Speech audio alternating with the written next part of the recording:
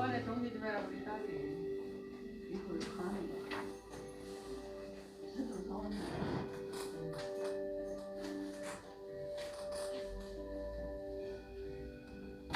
사무실까지 막 물티슈 박스가 큰 세긴 거 얘기를 했어.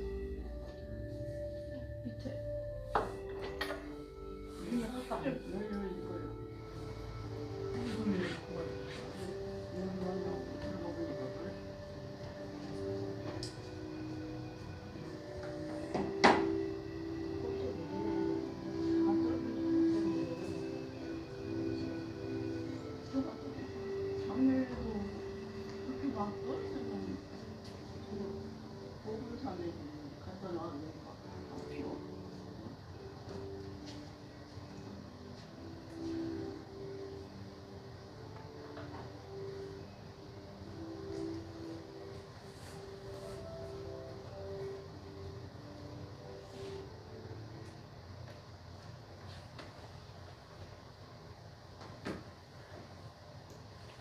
할렐루야. 우리 찬송합니다. 151장 만왕의 왕 내 주께서 외고초 당했나 사순절을 지나고 있습니다.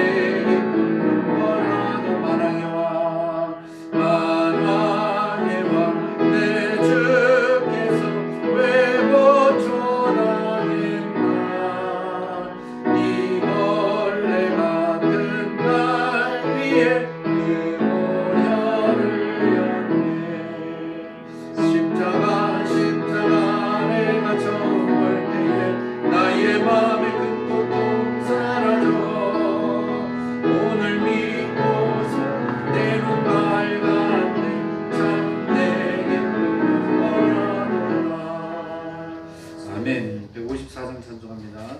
생명의 주여 멸류관 받으시옵소서. 찬송가 154장 찬송합니다.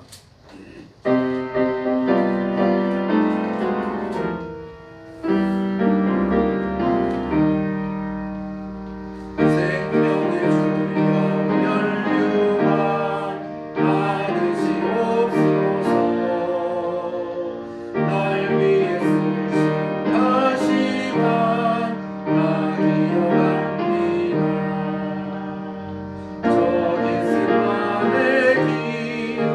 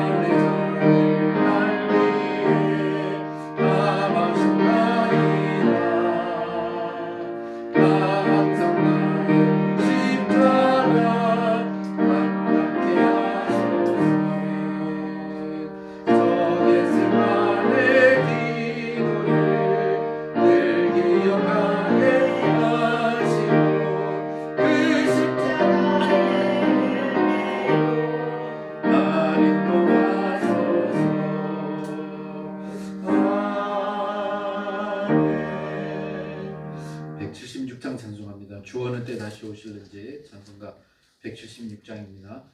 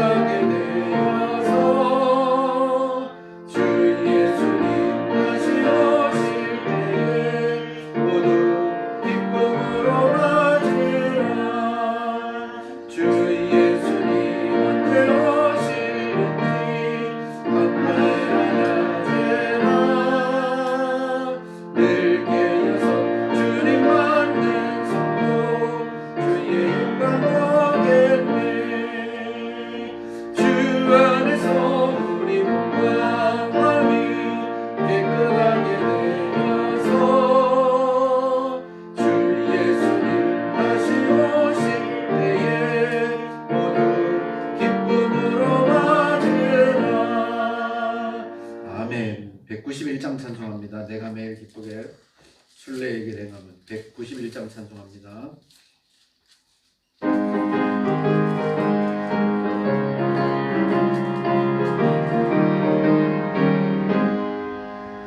내가 매일 기쁘게 순례의 길 행하면 주의 발이 나를 안보하며 내가 주의 근복을 받는 참된 비결은 주의 영이 함께함이라. 성령이 계시고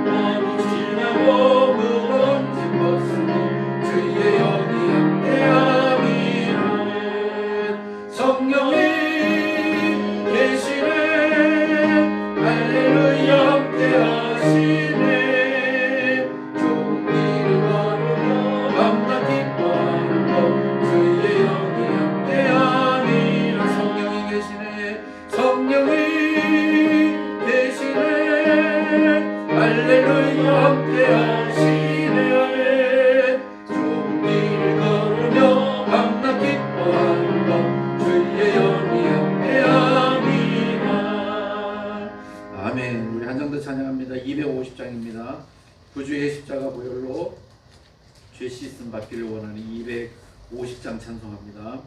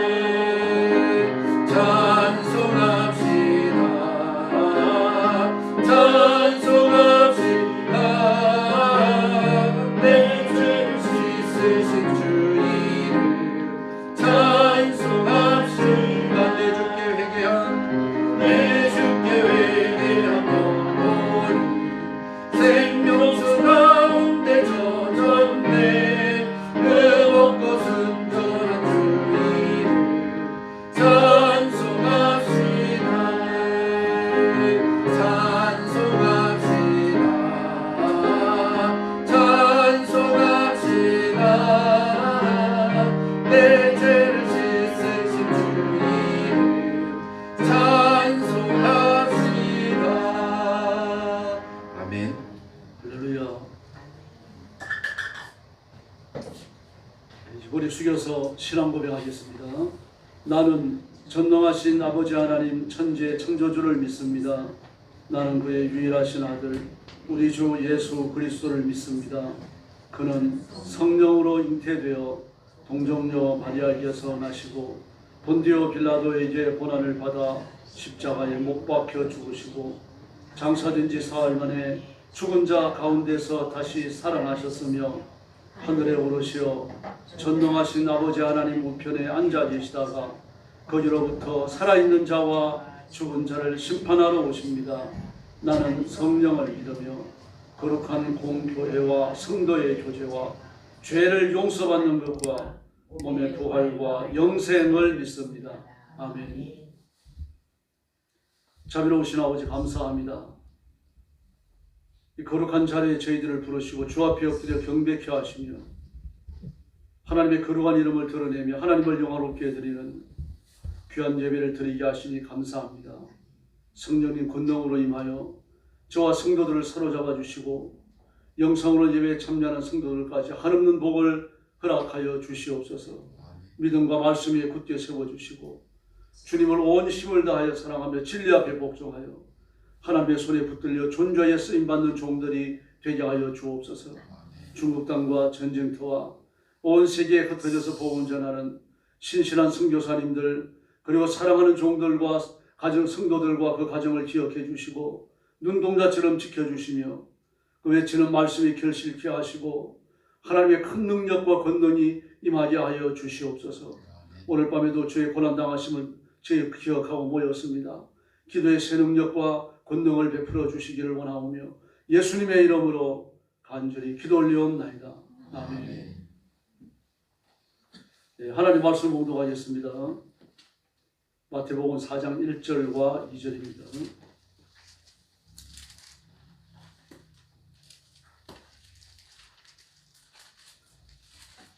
신약성경 4페이지입니다. 같은 음성으로 봉독하겠습니다. 그때에 예수께서 성령에게 이끌려 마귀에게 시험을 받으러 광야로 가사 40일을 밤낮으로 금식하신 후에 줄이십니다. 아멘. 그때에 그랬습니다. 그때라고 하는 건 예수님께서 세례 요한에게 세례를 받으신 바로 그 이유를 말합니다. 요한에게 세례를 받으시고 그리고 바로 하신 일이 광야로 가서 성령께 이끌리시며 40일을 금식하시는 거였어요. 그리고 마귀에게 시험을 받으십니다. 예수님이 40일을 금식하셨다. 그것도 광야에서 대단히 중요한 의미를 가집니다. 하나님께 이끌림을 받고 부르심을 받는 사람들은 광야에서 하나님을 뵙는, 하나님을 독대하는 그런 독특한 과정을 지나야 합니다. 바울도 아라비아 광야에서 3년을 보냈죠. 세례 요한도 광야에서 생활을 했습니다. 엘리야도 마찬가지였죠. 광야에서 하나님이 주신 떡과 물을 마시고 40일 40야를 금식하며 걸어서 하나님의 산 호렙산에서 하나님을 뵙습니다. 이와 같은 선지자의 전통을 따르는 겁니다. 그래서 광야에 40일을 있었다, 40일 금식했다라고 하는 것은 선지자로서의 증명서를 가졌다라고 하는 것과 같은 것입니다. 이것은 그 당시에 하나님의 복음을 전하는 사람들이 하나님을 독대해서 계시를 받았다라고 하는 일종의 중요한 표시와 같은 그런 역할을 했습니다. 그래서 예수님께서는 40일을 광야에 거하시며 금식을 하셨습니다. 이 금식은 몇 가지 중요한 교훈을 가집니다. 40일은요. 40은 한계의 숫자입니다. 인간은 무한하지 않죠. 다 유약합니다. 육신도 유약하고 먹지 않으면 못 살죠. 남칠 여부라 그래가지고 남자는 7일을 굶으면 죽고 여자는 9일을 굶으면 죽는다고 합니다. 아마 오래전에 얘기겠죠. 요즘은 조금 더 삽니다. 근데 결국 먹지 않으면 죽음에 이르게 되어 있습니다. 옛날 어른들을 보더라도 그 곡기를 끊고 삶을 정돈하는 그런 분들도 있습니다. 그런 얘기 혹 들었어요. 물론 곡기를 끊는다라고 하는 건 이제 굉장히 중요한 일이죠. 무슨 중요한 일이 있으니까 그렇게 했습니다. 중들도 마찬가지입니다. 죽음이 임박했다라는 것을 알면 일찍 곡기를 끊습니다. 그리고 준비한 중요한 약물로 몸에 바르면서 미라가 될 준비를 해요. 그래서 물조차 안 마십니다. 물조차 안 마시고 신진대사는 계속 이루어지겠죠. 그리고 약초로 만들어진 그 특별한 약물을 갖다 몸에 바릅니다. 그러면서 앉아서 살고 앉아서 잠자고 앉아서 죽습니다. 이제 그러면서 살아서 미라가 되는 거죠.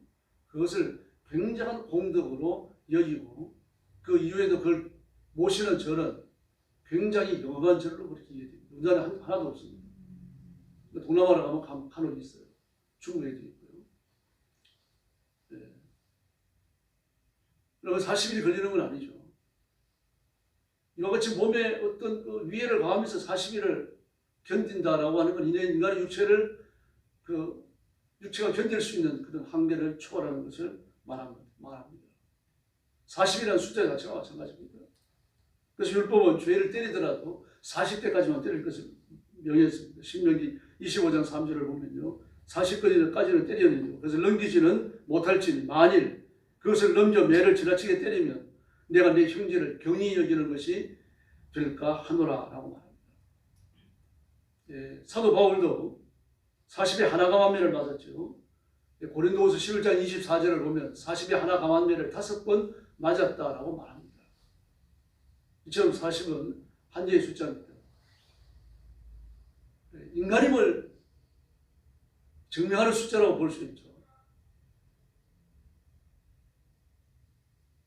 하나님 앞에서 아무리 병자를 고치고 악한 영들을 쫓아내고 대단한 이적 기사를 행한다고 하더라도 인간에 불과합니다. 그러므로 사람이라고 하면 40일의 한계 숫자를 기억하고 하나님 앞에 겸손해야 합니다. 또 40은 징계의 완전을 나타내는 수입니다. 노아 때 심판으로 40조의 홍수가 있었습니다. 창세기 7장 17절에 이렇게 나와 있습니다. 40조의 홍수가 내리고 세상의 모든 높은 산들이 물에 뒤덮입니다. 어떤 사람들은 홍수가 덮지 못한 산이 있다라고 말하는데 성경은 그렇게 말하지 않습니다. 모든 산들이 뒤덮였다. 그래서 에베레스트 산 꼭대기에서도 조의 껍질이 발견되잖아요. 사하라 사막에서 조의 껍질이 발견되죠. 그래서 사막이 물 밑에, 바다 밑에 있다고 하는 것을 증명하는 것들입니다. 물론 그런 증거들은 세상에 참으로 넘칩니다. 이스라엘 백성은 하나님께 대한 불순종의 대가로 40년간 광야 생활을 합니다. 40년간. 민수기 14장 32절을 보면, 그 이하를 보면요. 너희 시체가 이 광야에 엎드러질 것이고, 무서운 선언이죠. 그냥 죽는다고 말하지 않고 너희 시체가 광야에 엎드러진다.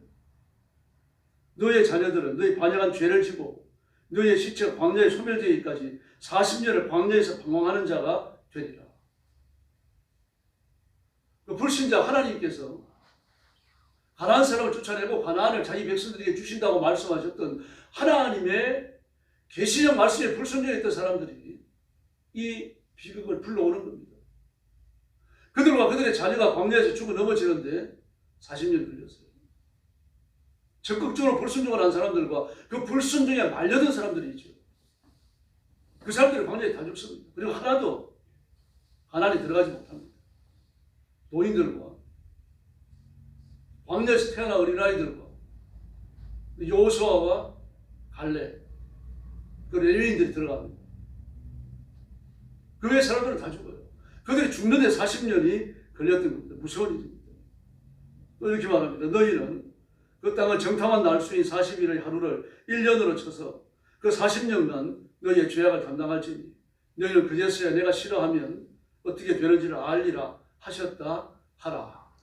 할렐루야. 무서운 선언이죠. 그 40년간 너희 죄악을 담당할지니 그렇게 말씀하십니다.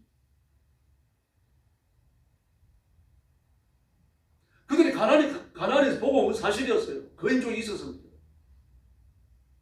피가 부척이고 뭐 한 사람보다 몇 배나 더 큰 그런 덩치를 가졌고 뭐 가능합니다. 골리앗도 보면은 그 히드로는 창자루가 배틀채 같았다고 말했죠. 57kg였어요.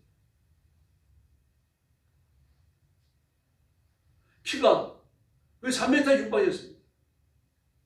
대단합니다. 그런 사람을 누가 이기겠어요? 그게 어느 한두 사람이 산 것이 아니라 부족이 그러고 있었다는 이야기예요. 그리고 우리가 그 옆에 서면 메뚜기 같았다. 당연한 얘기입니다. 그러나 그것보다 더 큰 곰 같은 사람이라고 하더라도 하나님 앞에서는 아무것도 아닌 줄로 믿습니다. 하나님께 홍해를 여셨잖아요. 만나를 주시고 메추라기를 주시고요. 아말렉이 이르렀을 때, 드비딤이 이르렀을 때 아말렉 족속을 완전히 하나님의 능력으로 물리치지 않았습니까? 홍해를 여신 하나님 한 번만 생각이 드는 거 아닙니까? 그 하나만 생각이 되더라고요. 이 바로가 10가지 재앙으로 넘어지잖아요. 바로만 넘어집니까? 그 신하들이 전부 다 굴러가지 않습니까?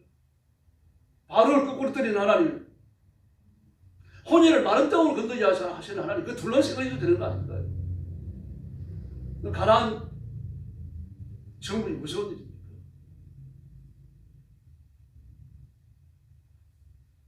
또 유다 족속에게 심판의 여유로 40일을 주십니다. 에스겔 4장 6절을 보면요, 그 수가 차거든. 너는 오른쪽으로 누워 유다 족속의 죄악을 담당하라. 내가 40일로 정하였나니 하루가 1년이니라. 아멘. 그 자매의 말씀입니다. 심판의 여유로 40일을 주셨다. 40일은 그 하루가 1년씩 40년이 되는 거죠. 이 하나님의 은총입니다. 지금이라도 회개하고 돌아오라는 이야기입니다. 지금이라도 그 더러운 죄들을 회개하고 주님 앞으로 돌아오면 주님께서는 자비의 은총을 베푸시겠다는 얘기죠. 이와 같은 은총은 과거에 수없이 나타났습니다. 사울 왕에게도 40년간의 회개할 기회를 주셨죠. 회개할 기회를 받지 아니하고 죽는 사람들은 거의 없습니다. 물론 이제 예수 믿지 않고 죽는 사람들이 하나둘이 아니죠. 그러나 복음을 받고 죽는 사람들에게 회개할 기회를 주시고 복음을 받지 못한 사람들에게도요, 복음을 들을 기회를 주십니다.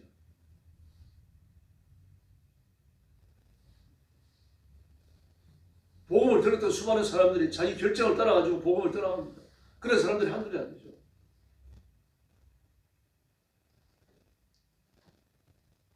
하나님은 에스겔 39장 11절에서 애굽을 사람 없이 40년간 방치하겠다고 말씀하십니다.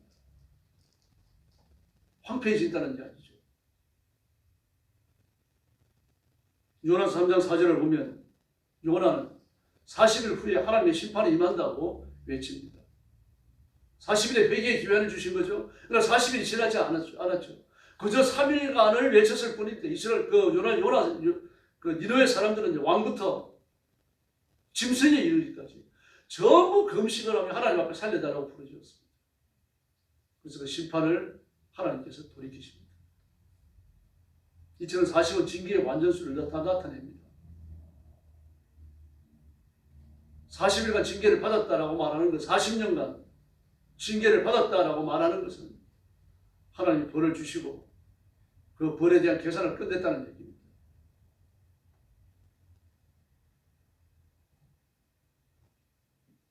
어떤 분들은 예수님이 40일간 시험을 받으셨다고 그러는데 40일간 시험을 받으신 게 아니죠. 40일 금식하는 사실 후에 시험을 당하셨다고 되어 있습니다. 시험은 40일이 아니지만 금식은 40일이었습니다. 인간이 굶을 수 있는 최고의 숫자, 날짜가 예수님께 허락되었습니다. 또 30은 은혜의 충만을 나타냅니다. 고난과 심판의 정반대 쪽에 있는 교훈이 되는 거죠. 출애굽기 16장 35절을 보면 이스라엘은 광야에서 40년간 만나를 마시고 기적의 물과 기적의 은총을 덧입습니다. 떨어지지 않는 닳지 않는 신발을 40년간 사용을 합니다. 에스겔 16장 35절을 보면요, 사람이 사는 땅에 이르기까지 이스라엘 자손이 40년 동안 만나를 먹었으니 곧 가나안 적경에 이르기까지 그들이 만나를 먹었더라. 할렐루야. 40년간 먹었어요. 기적의 떡을 먹고 기적의 물을 마시고 하나님의 기적의 보호하심을 40년간 입었던 겁니다. 모세는 40년간 지도자 역할을 감당했습니다. 그나스의 아들 온넬은 40년간 이스라엘을 태평하게 다스렸고요. 기도원은 40년간 이스라엘을 평안하게 지도하는 사사로서 사역을 마칩니다. 또 40은 고난의 숫자입니다. 모세는 분명하게 40일 금식을 2번 합니다. 출애굽기 24장과 신명기 9장입니다. 한 번 더 40일을 했다고 보여지는 그런 것도 있습니다. 민수기 13장을 보면 여호사는 40일간 갈렙과 더불어 이스라엘 가나안 땅을 정탐했습니다. 열왕기상 19장 8절을 보면 모세는 40일간 먹지 않고 마시지 아니하고 금식하면서 광야를 횡단하여 호렙산에 도달합니다. 예수님도 40일간 금식하셨고 부활하신 후에 40일간 땅에 계시면서 당신의 사심을 부활하셨음을 증거하셨습니다. 이 모든 일들은 우연히 된 것이 아닙니다. 하나님의 계획을 성취하기 위하여서 하나님의 세심한 계획 속에 되어진 일들입니다. 그러므로 우리는 성경에서 40일의 숫자를 묵상해야 하고 이 40일의 숫자가 가지는 독특한 교훈을 받아야 합니다. 우리도 지금 사순절 기간을 지내고 있습니다. 예수님의 부활부터 시작을 해서 그 이전 40일간을 말하는데 40일이 딱 떨어지는 것이 아니라 40일을 채우기 위하여 사순절을 시작하는 그 수요일이 들어있는 주일. 우리 주일부터 계산합니다만 수요일부터 계산을 합니다. 수요일을 가톨릭 사람들은 죄의 수요일이라고 부릅니다. 하나님 앞에 슬퍼하며 고통스럽게 지내는 수요일이라는 그런 뜻이죠. 사실은 넘습니다. 그러나 그렇게 계산을 합니다. 사순절이라고 부릅니다. 이게 40일간 하나님 앞에 새벽에 일어나 예배를 드리고 말씀을 읽고 엎드려 기도하고 먹는 것을 조심하고 죄를 짓지 않으려고 애를 쓰고 하나님 앞에 영적인 교제를 우선시하는 그 기간입니다. 그래서 이런 일들은 우연히 되어진 일들은 아니고 하나님의 세심한 배려입니다. 바로 우리도 40일 기간을 지나가고 있으니까 특별히 자신을 잘 살펴보시기를 바랍니다. 행동을 조심하고 말도 조심하고 예수님의 고난을 묵상하면서 기도하며 지내야 합니다. 그래서 우리는 이 기간 동안을 인내하며 지내야 합니다. 인내는 하나님의 성품입니다. 사람에게 인내가 없습니다. 인내하려고 노력하는 거죠. 뭐 참을일자를 3번 쓰면 살인을 면한다 그러는데 그 말도 일리는 있습니다. 숨을 크게 쉬면서 3번을 참으면 분노가 이렇게 한 번 이렇게 눌러지게 되어 있습니다. 그렇게 되어지면 그게 다른 분노가 눌러지니까 살인을 면할 수 있는 거죠. 누구나 참으면 되는데 참는 게 어렵습니다. 인내는 성령의 은사죠. 그래서 뭐 그 화가 불같지 않은 사람이라고 하더라도 성령 충만하고 믿음의 단련이 되어지면 그 불같은 성격이 줄어들게 되어져 있습니다. 그리스도인 인내하면 인품의 성격, 인격, 성품의 성숙을 이룬 것입니다. 누구든 참으면 되는데 참는 게 쉽지는 않습니다. 인내 실패해서 망한 사람들이 많습니다. 아담도 그랬죠. 선악과 앞에서 말이죠. 조금만 참으면 되는 거잖아요. 이 더럽고 악한 마귀야 예수님의 이름으로 명하노니 내게서 떠나가라 외치면 되는 겁니다. 그래 참을 수 있는 거죠. 요셉이 보디발 장관의 아내의 유혹을 받을 때 그럼 옷을 벗어 던지고 도망을 갔습니다. 오해받을 줄 몰랐겠습니까? 똑똑한 사람이요. 그건 천재잖아요. 가인도 참지 못해 멸망당하죠. 발람도 참지 못해 그렇죠. 모세도 참지 못해서 가나안에 못 들어갑니다. 솔로몬도 참지 못해서 범죄자가 되어주고 나라를 망쳐버립니다. 가룟 유다도 마찬가지입니다. 참지 못해서 배신자가 되고 예수님을 십자가에 내어주는데 아주 중요한 단초를 제공하게 됩니다. 그러나 참아서 실패해서 성공으로 들어간 사람도 있습니다. 게하시가 그랬습니다. 아람의 군대 장관이었던 나아만이 엘리사를 찾아와 병낫기를 바랬지만 안수도 안 해주고 소리만 지르고 그냥 요단강에 가서 이러고 모욕하라는 거예요. 그래서 화가 나서 돌아가는 거예요. 계집종이 설득을 했어요. 요단강에 모욕을 시켰어요. 근데 7번째 나오는데 6번째까지는 아무 일 없었어요. 요단강 흙탕물이라고 합니다. 7번째 나오는데 피부가 어린아이 피부가 같아지는 거예요. 너무 놀라고 감격스러워가지고 가지고 온 선물을 주려고 했지만 받지는 않습니다. 그냥 보냈어요. 게하시는 얼마나 아까웠던지 뒤쫓아갔습니다. 그래가지고 은 2달란트와 옷 2벌을 가지고 우리 선생님이 손님이 오셨는데 좀 필요하다고 합니다. 거짓말을 해가지고 가져와서 숨겼어요. 그리고는 그 선지의 저주를 받고 온몸에 문둥병이 납니다. 못 참아서 그런 거죠. 은 2달란트면 엄청난 겁니다. 옷 2벌도 대단한 거예요. 옷 2벌이라 그러면 겨우 옷 2벌 그러는데 그 당시 정장 2벌은 책임을 져야 됩니다. 운반을 하려고 합니다. 무거워요. 게다가 은이 2달란트입니다. 은이 90kg에 한 달란트가 45kg, 50kg니까 2달란트면 90kg 내지 100kg가 되는 겁니다. 대단하죠. 재산, 한 재산 충분히 되는 거죠. 그러나 그뿐만이 아닙니다. 아내와 자식들까지 전부 문둥병에 시달려야 됐어요. 그런데 열왕기하 8장을 보면 그 왕의 시중을 들고 왕의 모사의 그 역할을 감당하고 있어요. 열왕기하 5장에서 8장 그 사이에 뭐가 있었는지 모르지만 그가 회심을 한 게 틀림없어요. 회심을 했고 하나님 앞에 용서받았고 그리고 온몸에 문둥병이 나았던 겁니다.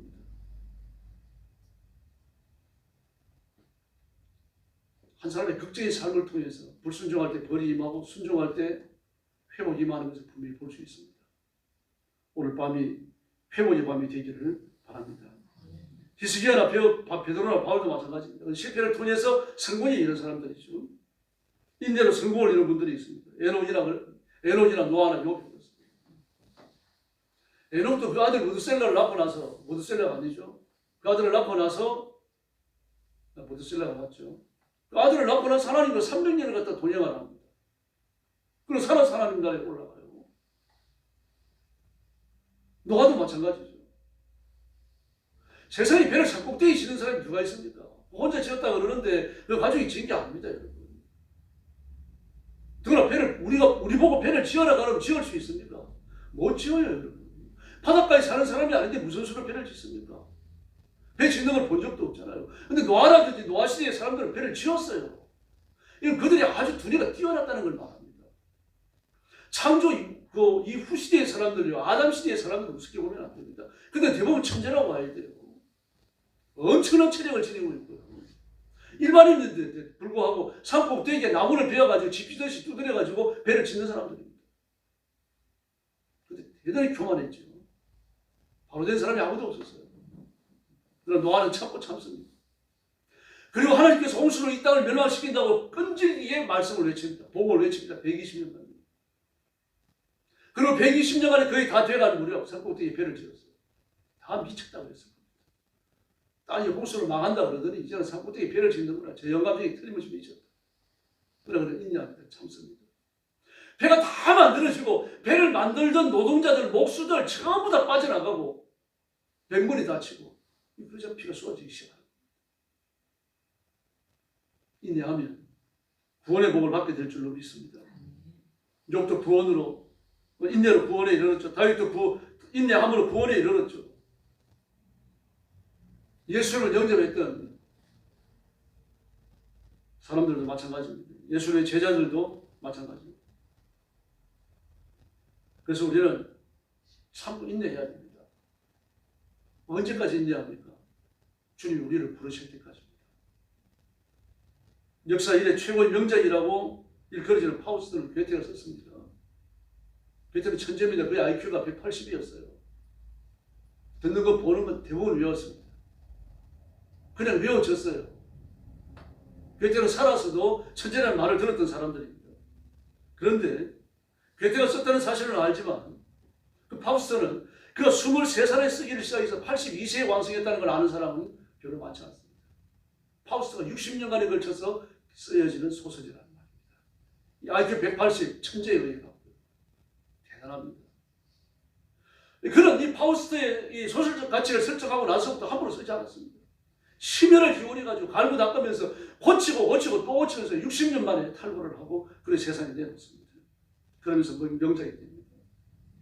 그런 법학자였고 정치가였고 사상가였고요. 시인이었고 연출가였고 화가였고 지질학자였고 비교해부학자였고요. 식물학자였고 물리학자였습니다. 그런 일생을 통하여 연구하고 쓰고 탈고하기를 거듭하면서요. 그 한 권의 책을 그렇게 써냈던 겁니다. 우리도 마찬가지입니다. 인내함으로 예수님을 믿고 인내함으로 기도하고 인내함으로 순종해야 할 줄로 믿습니다. 그리고 우리는 인내하면서 빛이 그리스도께로 날마다 나와야 합니다. 광합성은 세상에 있는 눈으로 보는 기적 중에 하나입니다. 빛과 에너지와 물, 이산화탄소 이것밖에 없어요. 햇빛과 에너지와 물과 이산화탄소. 이 네 가지가 우리가 보는 눈으로 보는 이파리를 만들어내는 겁니다. 도대체 어떻게 저렇게 가능할까? 심스럽게 짝이 없는 거죠. 그러나 이것에 빛이 없으면 아무것도 안 됩니다. 그냥 재료도 흩어지고 마는 겁니다. 빛이 있으니까, 햇빛이 있으니까 광합성을 통해 가지고요. 이 지퍼는 이파리가 나오는 겁니다. 이 현대 화학이 발견해낸 것들입니다. 나무 이파리는 그 하나로서, 그 자체로서 기적입니다. 공기와 물과 햇빛. 참. 공기와 물과 햇빛, 이산화탄소. 이것만으로 이파리가 만들어지지 않습니다. 그러나 여러분, 모든 그리스도인은 교회라는 예수 그리스도의 몸인 교회에 붙어있는 이파리 한 장입니다. 저와 여러분 이파리입니다. 이 빛이신 예수님이 계시지 않는다면 아무도 구원받을 수 없고 기도 응답도 받을 수 없고 존재의 가치도 없는 아무것도 아니라는 말. 그러나 우리는 빛이신 예수님 때문에 생명을 얻고 기도의 응답을 받고 엎드려서 하나님의 엄청난 기적을 간구할 수 있는 겁니다. 그래서 신앙의 기초를 통해서 예수 그리스도를 통해서 영적인 광합성이 이루어집니다. 우리 끊임없이 주의를 지키고 말씀을 읽고 엎드려 기도하고 11조하고 성경과 봉사를 계속해야 할 줄로 믿습니다. 그래서 예수님으로부터 멀어지는 사람, 그 삶 속에 예수님으로 인하여 일어나는 기적들이 덜 일어나는 사람, 예수님 때문에 결단해야 될 결단들이 적어지는 사람, 영적인 생명이 약해집니다. 빛이 차단되는 나무는 그 자체가 생명이 도태되죠. 그래서 암흑의 지하에서는 되지 않습니다. 아무것도 안 됩니다. 세상은 어둠입니다. 한치 앞도 볼 수 없는 어둠입니다. 그러나 그 속이지만 우리가 예수님 편에 서기만 하면 무한한 생명력을 얻게 될 줄로 믿습니다. 예수님을 붙드시고 십자가를 의지하고 날마다 예수님께 가까이 나아가서 은혜와 기적을 덧입는 귀한 성도들이 되기를 예수님의 이름으로 축원합니다. 기도하겠습니다. 자비로우신 아버지 하나님 감사합니다. 인간은 육체적 교통에서 헤어날 길이 없고 고통의 근본적 해결을 어디서 얻는지도 알지 못합니다. 그러나 그 길은 예수님이시며 예수님만이 유일한 문제의 해결자이신 것을 믿습니다. 오늘도 예수님 앞에 엎드려 기도하기 위하여 나왔습니다. 저와 사랑하는 성도들을 기억하시고 그 간구를 들으시며 기도에 응답하시고 간절한 기도를 통하여 은혜의 보좌 앞에 담대히 나아가서 아버지 하나님을 만나는 귀한 역사가 일어나게 하여 주시옵소서. 성령 충만함을 주시고 성령의 권능을 주시기를 바랍니다. 예수님께서 귀신 들린 청년을 고쳐주셨고 제자들에게도 기도 외에는 이런 유가 나갈 수 없다고 말씀하셨사오니 오늘 밤 기도할 때 문제가 해결되게 하시고 악한 영들이 도망가게 하시며 승리의 노래를 부르는 축복의 시간이 되게 하여 주옵소서. 몸이 아픈 성도들을 치료하여 주시고 시험에 든 성도들을 구원하여 주시옵소서. 화합성이 이루어져 빛의 기적을 보는 것처럼 우리가 엎드려 기도함으로 예수님의 이름으로 기적을 체험케 하여 주시옵소서. 예수님의 이름으로 간절히 기도 올리옵나이다. 아멘. 주님 가르쳐 기도드리겠습니다. 하늘에 계신 우리 아버지, 아버지의 이름을 거룩하게 하시고 아버지의 나라가 오게 하시며 아버지의 뜻이 하늘에서와 같이 땅에서도 이루어지게 하소서. 오늘 우리에게 일용할 양식을 주시고 우리가 우리에게 잘못한 사람을 용서하여 준 것 같이 우리 죄를 용서하여 주시고 우리를 시험에 빠지지 않게 하시고 악에서 구하소서. 나라와 권능과 영광이 영원히 아버지의 것입니다. 아멘. 우리 찬송가 214장 부르르에 통성 기도하겠습니다. 기도 제목 드립니다. 자신의 영성을 위해서 부르시기를 바랍니다. 내가 빛이신 예수님께 날마다 붙어있고 예수님을 가까이 하고 예수님에게서 멀어지지 않도록 예수님과 동행하는 자기가 되도록 기도해 주시고 그러므로 성령 충만함, 성령의 권능, 빛의 광합성이 일어나는 것처럼 기도의 응답과 기적을 달라고 부르시기를 바랍니다. 여러분의 발목을 잡는 인생의 문제를 내어놓고 기도하시고 그리고 가족을 위해서 부르시기 바랍니다. 성령께서 운행하시며 성령께서 임하시고 복 주시는 가정이 되도록 기도하시고 믿음이 가정 안에 풍성하게 임하여서 온 가족들이 믿음의 하나가 되도록 그렇게 부르시고 또 우리 가정에 물질의 복을 달라고 부르시기를 바랍니다. 그래서 힘써서 교회를 섬기고 사명을 따라 충성하도록 뜨겁게 기도해 주시기를 바랍니다. 네, 그리고 교회를 위해서 기도하시기를 바랍니다. 교회 평안을 주시고 하나님의 은혜가 충만하며 성령께서 다스리시는 살아있는 교회가 되도록 하나님의 말씀이 생수의 강처럼 흘러서 들어오는 심령마다 예배드리는 심령마다 예수님을 만나고 은혜 받는 그런 살아있는 교회가 되도록 기도해 주시고 주일 예배를 위해서 부르짖어 주시고 선교사님들을 위해서 특별히 부르시기 바랍니다. 그리고 의료 대란이 잦아져서 의사들이 제 위치로 돌아가도록 그렇게 기도해 주시고 4월달에 있는 국회의원 선거 위해서 꼭 기도하시기를 바랍니다. 주사파 공산주의자들이 국회에 들어오지 못하도록 그들이 주축을 이루는 공산주의 당이 만들어지지 않도록 여러분이 하나님 앞에 힘써서 부르짖어 주시기 바랍니다. 찬송 부르겠습니다.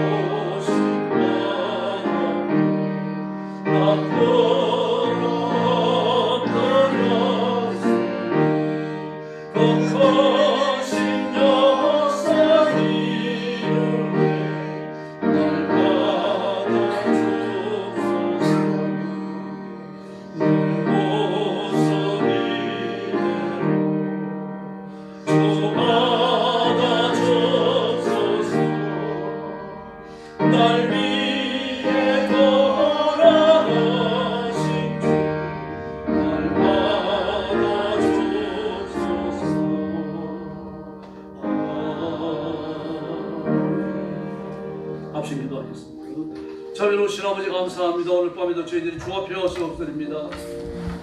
내 죄를 사하시기 위하여 십자가에 죽으신 예수님을 묵상하며 이 자리에 엎드립니다. 성령님 능력과 권능으로 임하여 주옵소서.